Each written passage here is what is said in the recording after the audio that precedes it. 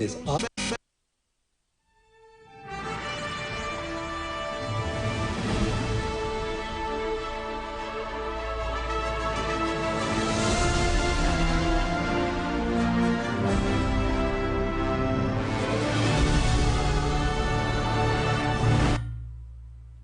Hello, good afternoon. You're welcome to Radio Guy Online, coming to you live from our studios here in Kokomlemle. My name is Evans Naneje, bringing to you news at 12, and I'm here with Agnes Lamiziti. Well, coming up, the Akufo-Addo government is proposing a national transport recapitalization project, which, if implemented, will provide a lease-to-own option to all commercial drivers, including Okada operators, to exchange their old vehicles or bikes for newly assembled ones in Ghana. In other stories, the Conference of Heads of Private Second Cycle Schools has welcomed the National Democratic Congress manifesto, which emphasized on the promise of the flag bearer John Dramani Mahama to include private high schools in the implementation of the free SHS policy. Also, more than 200 prisoners have escaped from jail in northeast Uganda. Now to our first story.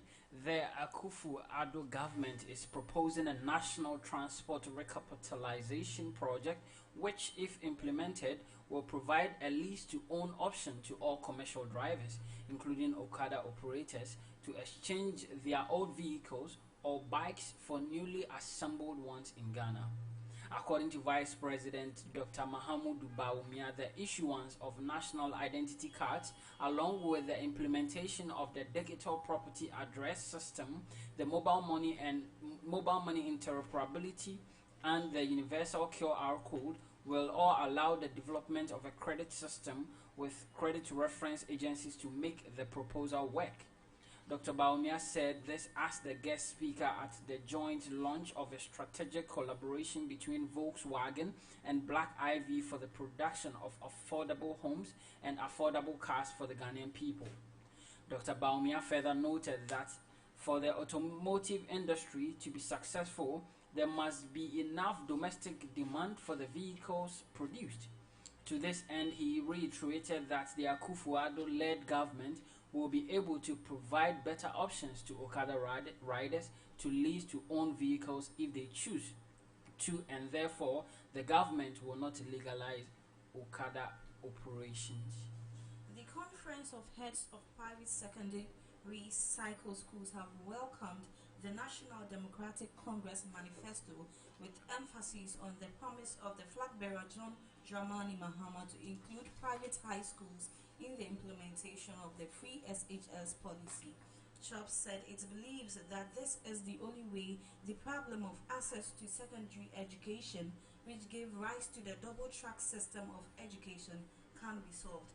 CHOPS further said the NDC manifesto promise of including them in the free SHS policy will further give more options to Ghanaian children as they can choose to attend a private school near them or a public school.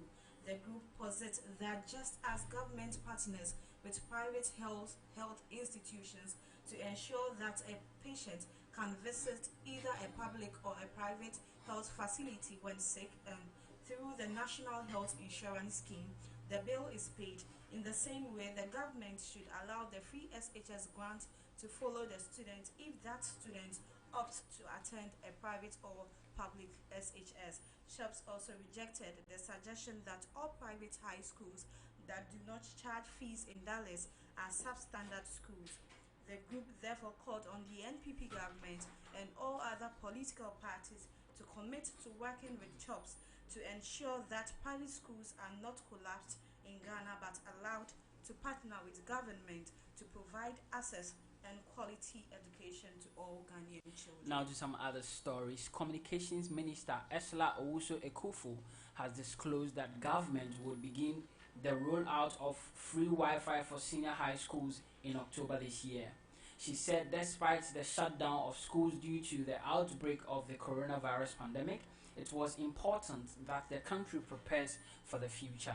The minister was speaking at the climax of the 10th edition of National Girls in ICT Day held in the Nkwanta South municipality of the OT region.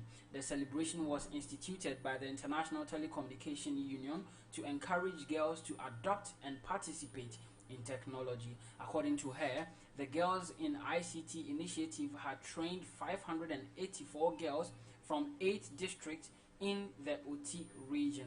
Cumulatively, about 6,604 girls were trained in basic computer literacy skills and coding. Madam Ekufo said the celebration was made biennial instead of the annual training, while mentorship workshops and an open day experience was included to enable best performing girls to spend days with women working in technology related disciplines. She said there were many information and communication technology related job opportunities in the areas of health, law, accounting, teaching and education. Hence the need for participants to take their studies seriously. She also called on the Ghana Investment Fund for Electronic Communications and the teachers they had trained to establish coding class in all the participating schools in the region to sustain the interest of the girls and to enable them to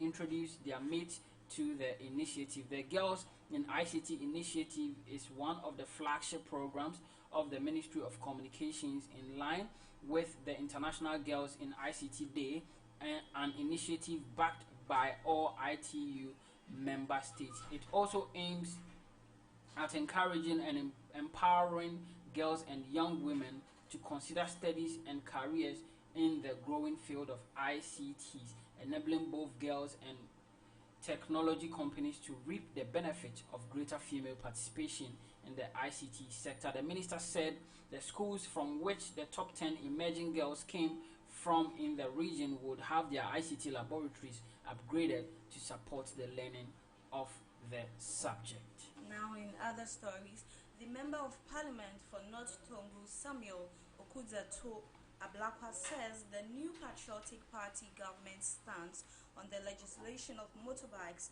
popularly referred to as Okada, is an indication of a confused government. Okudzato Ablakwa was reacting to the Vice President Mahamudu Bawumia's revelation that the government was rather planning to offer new cars to operators of Okada on a lease basis in order for them to carry out their activities in a much safer manner. The NDC MP said the announcement by the Vice President and the earlier position espoused by the Transport Minister on the legislation of Okada shows the government's lack of specific plan for operators. Speaking at the signing of a memorandum of understanding between Volkswagen and Black Ivy for the production of affordable vehicles and houses for Guineans, the Vice President said the leasing of cars to Okada operators is a better option than the legislation of Okadas. Despite Okada riders welcoming the promise to legislate their work, Dr. Bawumia insists that the government will not succumb to any pressure to amend the law. Now to business news. Provisional figures released by the Ghana Statistical Service show that for the first time in 37 years, the Ghanaian economy contracted by 3.2%. According to the same data, the country's second quarter gross domestic product, that is the value of goods and services produced from April to June, increased to 85.7 billion Ghana cedis when compared to the 84.3 billion cedis of value recorded for the same period in 2019. Speaking to the media at a press briefing, government statistician Professor Samuel Kobina Enim attributed the fall to some restrictions on activities in the economy which came to a standstill during the partial lockdown period. He also said that the growth of rate of the second quarter gross domestic product when looked at on a quarter-on-quarter was negative 0.8%. This means that the value of goods and services produced in the second quarter of 2020 contracted by 0.8% over the value of goods and services produced in first quarter of 2020. When examined on a sectorial basis, Professor Enim said that the information and communication subsector recorded the highest expansion of 74.2%, whilst the hotels and restaurants subsector recorded the highest contraction of 79.4%. He further noted that the agriculture sector, which makes up 19% of all goods produced in the second quarter, saw a growth rate of 2.5%. The services sector, which makes up 48%, witnessed a growth rate of negative 2.6%, whilst the industry sector, which makes up 33% of all goods and services produced, saw a negative growth rate of 5.7%. The livestock subsector recorded the highest year-on-year growth rate of 5.7% in the agric sector, while the forestry and logging subsector recorded the lowest GDP with a contraction of negative 8.4%. According to the Ghana Statistical Service, the economy grew by 4.9% in the first quarter of 2020. The services sector recorded the highest growth rate of 9.5%, followed by the agriculture sector, which grew by 2.8%. And are currently being pursued by the army and prison officials. According to an army spokesperson, 2 inmates had been captured and 2 killed. He further said the shootout has brought business in Moroto to a standstill. Well, now to sports news. Liverpool are closing in on a deal to sign Spanish midfielder Thiago Alcantara from Bayern Munich for £27 million. Thiago, 29, joined the German Giants from Barcelona in 2013 and played in last season's Champions League final victory over Paris Saint-Germain. Talks are ongoing between Liverpool and Bayern over the player, who has 1 year left on his contract. Thiago would be Red Boss Jurgen Klopp's second signing of the transfer window after left-back Kostas Tsimikas.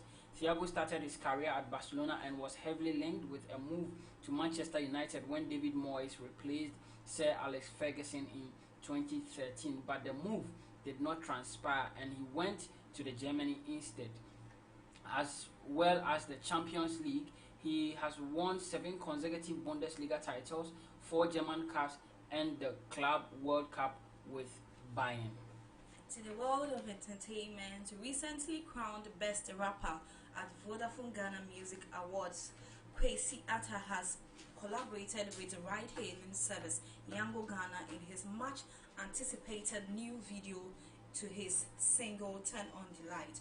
The 2018 BET Awards nominee early this year released Turn On the Light of his new studio project dubbed This Is Not the Tape, Sorry for the Late. According to the hub manager of Yango Ghana, Elliot Thay, there was much excitement over the collaboration and was therefore positive it would promote their brand even further. He added that this brand resonates well with their own values. The new album, which has 3 songs, appears to be the groundbreaker for more exciting moves from Kwesi Arthur and this partnership. And that's how we end the news. But before we go, a recap of our top stories. The Akufo-Addo government is proposing a national transport recapitalization project, which, if implemented, will provide a lease-to-own option to all commercial drivers, including Okada operators, to exchange their old vehicles or bikes for newly assembled ones in Ghana. The Conference of Heads of Private Second Cycle Schools has welcomed the National Democratic Congress Manifesto with emphasis on the promise of the flag bearer John Dramani Mahama to include private high schools in the implementation of the pre-SHS policy. More than 200 prisoners have escaped from jail in northeast Sudan. And that's how we end the news. My name is Evans Nana Ejay. And I'm Agnes Mamisiti. Thanks for staying with us.